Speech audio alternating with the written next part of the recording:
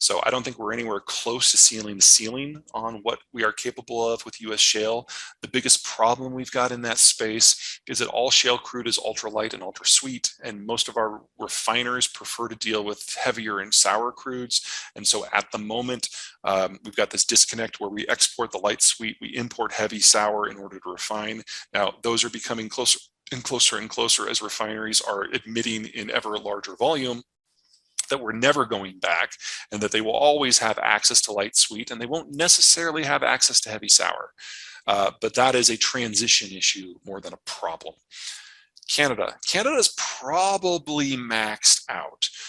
They're probably not going to get another pipeline through the United States within the next decade, which means everything has to be shipped by rail, and the rail export routes are running at capacity. We would have to add significantly more infrastructure to get more from them, something the refineries are really upset about because Canada provides that heavy sour that they like. The Canadians do have a pipeline that's supposed to come online next year called Trans Mountain that is supposed to export via the Pacific coast, but the British Columbia government and a number of NGOs and some First Nations are doing everything they can to make sure that that pipeline never operates. So I have very low confidence that we'll actually get there, which means that Alberta's probably producing about as much as they're ever going to.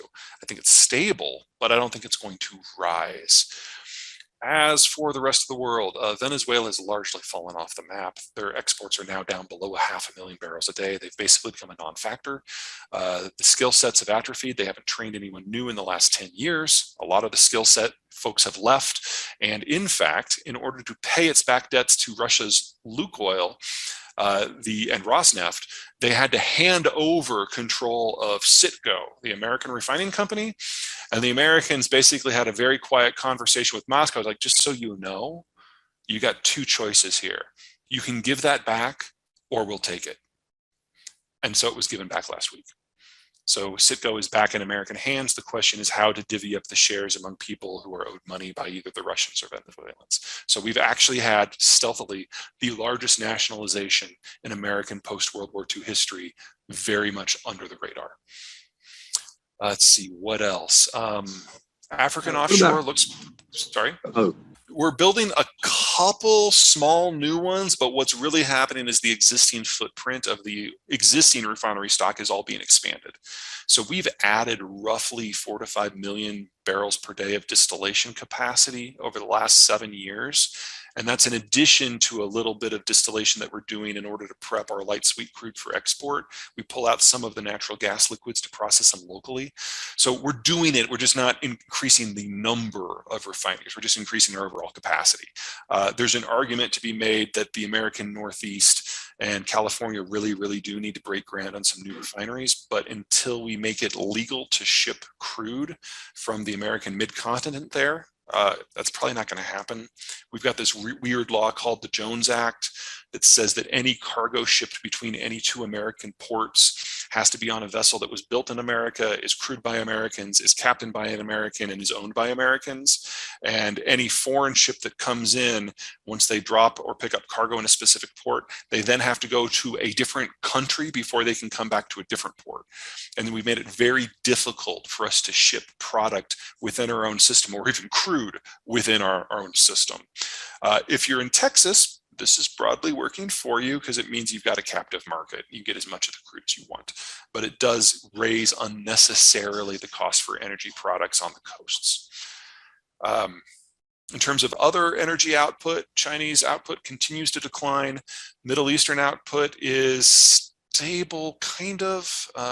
There's been a lot of news recently that there's more Iranian crude hitting the market. That is not true. What's happened is that some of the Iranian crude that was using black market methods of avoiding the sanctions have now found gray market methods of avoiding the sanctions, and so it's a little bit more visible. That's the only difference there. Saudi Arabia has reduced its output by another 1 million barrels per day, or at least they say they're going to. Look at what they actually do. The last time they said they were going to cut output by 1 million, they actually raised it by 250,000 barrels. Saudi's playing a weird game here. They know now, it's really sunk in that the Americans don't like them very much and that the Americans will never fight a war for them. And since we were their security guarantor for the last 70 years, they need a new one.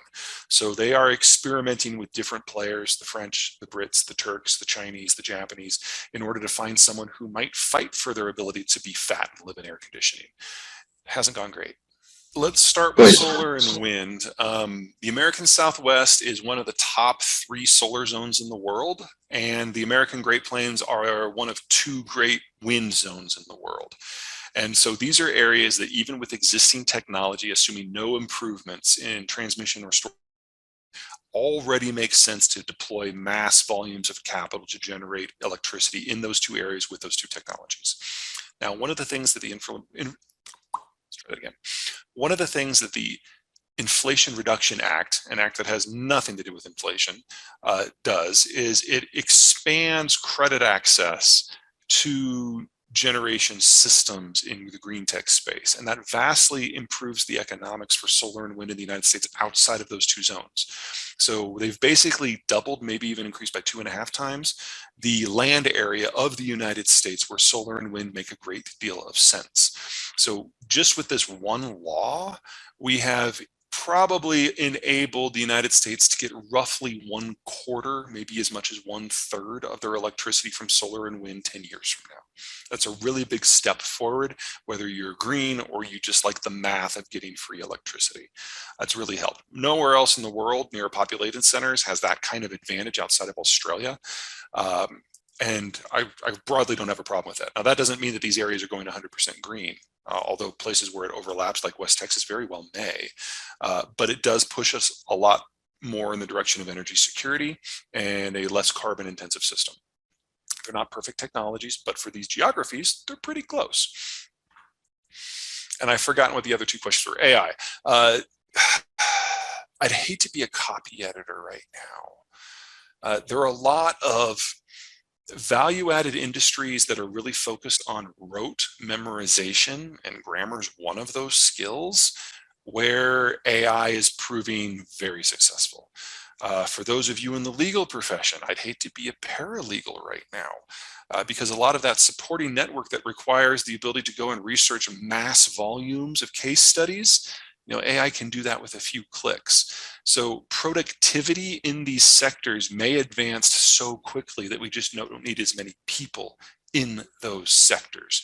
Now, this doesn't overly concern me from an employment point of view, because anyone who has the tenacity to be an English major or paralegal can very easily retrain on different skills. These are people with pretty flexible minds. But for the moment, the only sectors where I see AI really digging in are things like that. It is possible that if we fast forward 5 years, that list will expand to include things like engineering and design. We're not there yet. It's not